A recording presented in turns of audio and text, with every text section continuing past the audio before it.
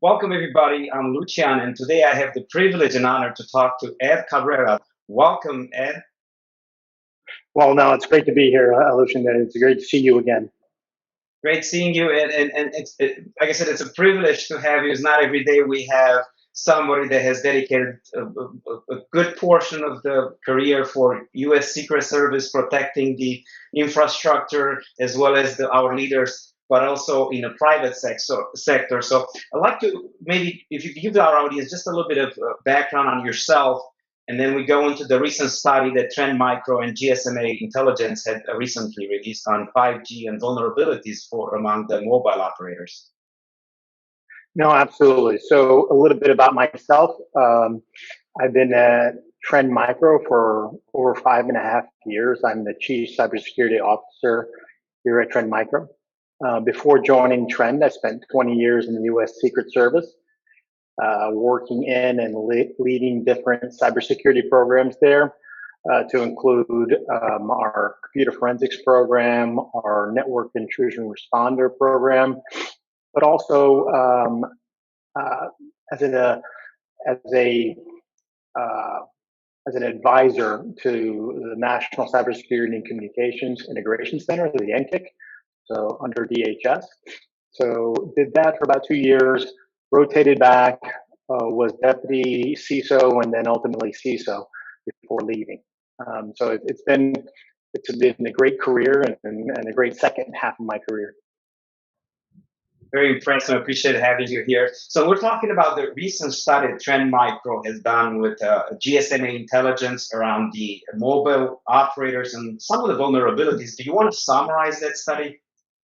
Yeah, ultimately, we wanted to cover in this study and do a survey, so of owners and operators around 5G. So where are we going, and how do we want to secure 5G private networks? I think this really dives into organizations, be it from a provider perspective and or consumers or organizations that want to build their 5G infrastructure and really take the digital transformation to the next level. So the survey, very comprehensive, but we focus on what are the challenges when it comes to 5G and private networks, right? What are the things from what we found from the survey perspective on how are companies and organizations currently right now dealing with this transformation, but also how are they dealing with managing that risk. Got it. Now, if I recall the numbers properly, 51% of the operators see edge computing as a key part of their enterprise strategy, yet only 18% currently secure their endpoints. Why such a gap? Well, I think there is the challenge that we have overall, and 5G is just that one aspect that is accelerating this opportunity, but also the challenge is this convergence of IT and OT. Historically, enterprises have either been successful or a lot have been unsuccessful in managing their cyber risk, especially in this day and age. And so now, with the advent of 5G and the extensive rollout to come, private networks around 5G really creates opportunities for companies and organizations, such as multi-access, edge computing, really bringing the cloud computing aspect closer to the edge or on the edge. So there's different great opportunities that 5G and private networks really provide. But organizations, really, it's one, that first step is understanding, that you have a challenge or an opportunity in developing the right strategy, but developing that strategy with the right partners. In the report, we found that there's a lot of organizations that are not prepared from a personnel perspective and experience to tackle this going forward. So partnership is key, be it from other organizations in the industry, but also in their sectors, but also public sector, but also private sector, such as Trend Micro. Got it. So if there's 40% of the operators are lack of adequate knowledge or tool to discover those vulnerabilities as a top 5G security challenge. Uh, what are some of the suggestions you have, or what the wisdom you have for organizations is to tighten those vulnerabilities? Sure. So, I mean, and we sort of realized this from the survey, but sort of affirmed a lot of things that we already know. One, cyber risk lies at the intersection between people, process, and technology. And so that is very true on the IT side and true on the OT side. There is different sort of objectives associated with OT and IT. Oftentimes, availability and integrity is really rules the day on the OT side, whereas confidentiality, integrity and availability is more on where the IT side of the house. So there is this clash of objectives that occurs. So for us, it's a multi-stakeholder challenge, like everything in cybersecurity, but this just takes it to that next level. So one thing, like I mentioned, partnering and partnering often. Secondly, is understanding that these benefits also come with challenge, right? So now we have increased exposure, increased attack surface, increased vulnerability management issues when we talk about be it 5G or this extended IT/OT, convergence. Because ultimately, we're talking about managing risk, and complexity is the biggest enemy of managing risk properly. So you need to reduce that complexity, reduce that the ability to really increase the performance of your teams.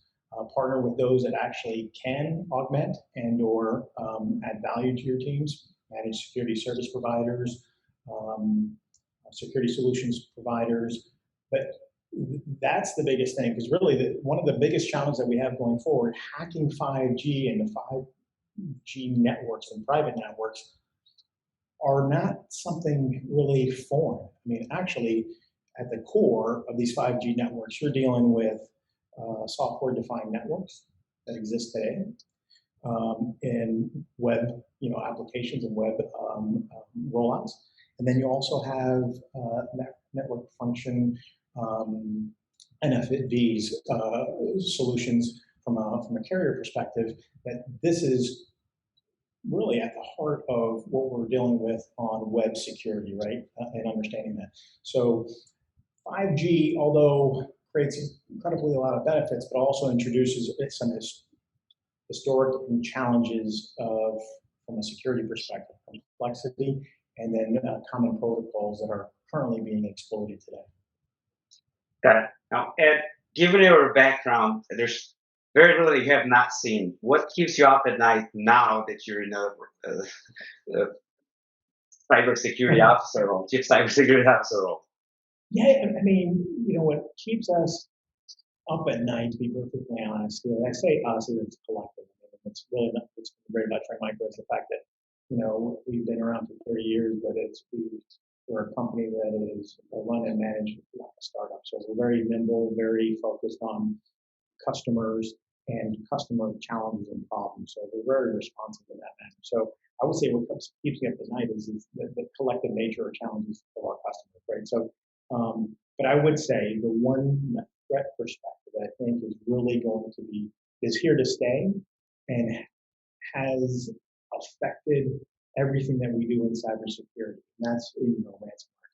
Ransomware attacks are really different. Cyber criminals under traditional data breaches, usually it takes them months or even years to really properly monetize their attacks, because they're exploiting networks, gaining a foothold, identifying data, exfiltrating that data, parsing that data, and reselling that data. There's a lot of chapters in that cybercrime book.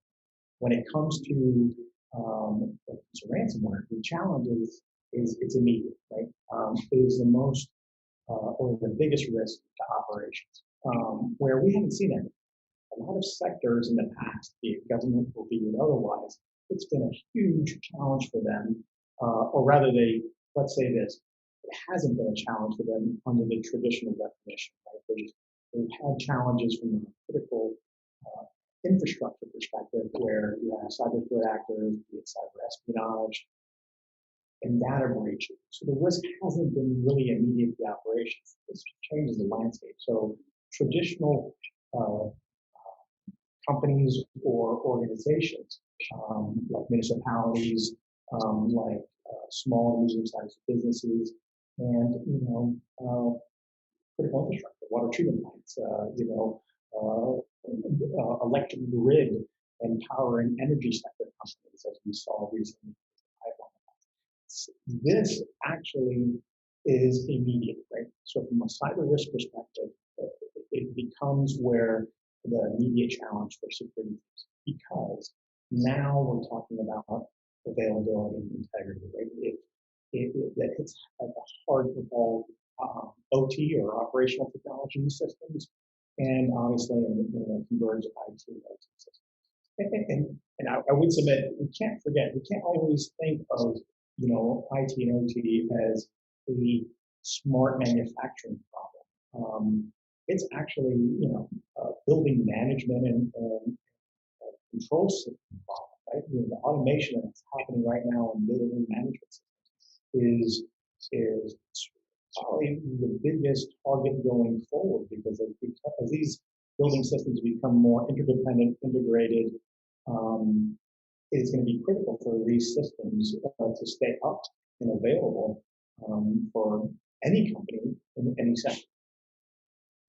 Thank you for that. And certainly, it's been an increased amount of those ransomware attacks in recent days, weeks, and so on. I'd be curious, maybe we could focus the attention on what can be done about it. What are some of the solutions that address the vulnerability gap, both in the 5G operator space, but also maybe other suggestions that you may have to what's available? What can you do about it? Well, I think first and foremost, understand you have a problem. Understand and be aware, right? I've always said to be resilient, right? Because that is truly the goal for any organization, to be resilient. Ultimate 100% protection, 100% security just does not exist.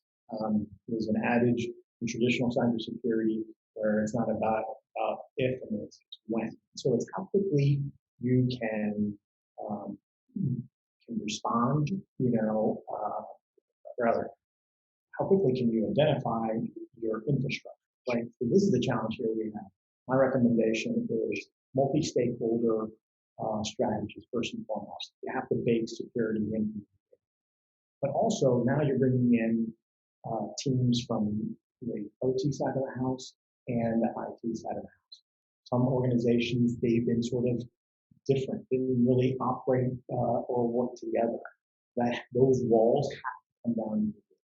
And then also look at those at the people in the process associated with it, right? So we know every breach out there, be it ransomware or otherwise, is really more, the victim of people process challenge rather than a technology problem. Technology is just a symptom of what ends up happening when these attacks happen. So multi-stakeholder, strategy development really going forward. So as companies and organizations think of, okay, digital transformation, we are taking the next step. We want to build a proof of concept, or like what we just talked about on the Mobile World Commerce panel, it's a proof of value. Security teams have to be even in the proof of value, side of the house. You have to be there in the very beginning, because we really don't want teams really rolling out so far and so fast ahead that you have challenges that we have on the side. This is the unique challenge, especially with 5G as well, is that we're doing this, we need to do it in very systematic and very risk-focused manner. So a multi-stakeholder team, identifying technologies that complement both, that integrate both, reduce complexity, understanding that a lot of these systems will be interfacing with legacy systems. Because ultimately, if you don't, from a resilient perspective, you don't know the vulnerabilities that you have and the threats that you face, then you'll never achieve it, right? And so on the vulnerability side, You can't see it, you can't protect it. So building that team, building that strategy, what is really crown jewels that you need to protect for your organization, be it assets, networks, and data.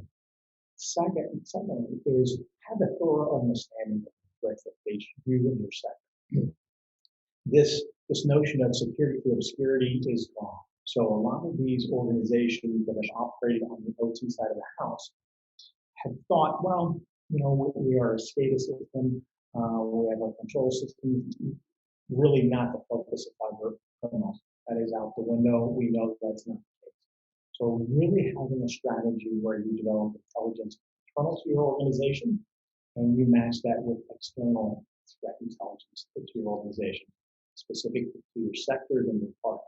It's really, that's the only way that you can actually reach that resilience. Is understand the vulnerability intelligence that you need to gain, collect, and synthesize, but it's also on the threat side. You have to understand the threat actors that are really focusing on you, your systems, and your customers. Great insights. And if you're in the audience and you have other questions for Ed or his team, feel free to leverage the hashtag you see on the screen, and we'll get the questions answered. And Ed, I appreciate your time. Good luck with this week's conference, and look forward to have you back soon as a panelist. No, thank you. And it's always great to see you. Absolutely, reach out to me anytime. Whatever we can do to help, your ecosystem, we're here to help. Yeah, very much appreciate your time and insights and advice.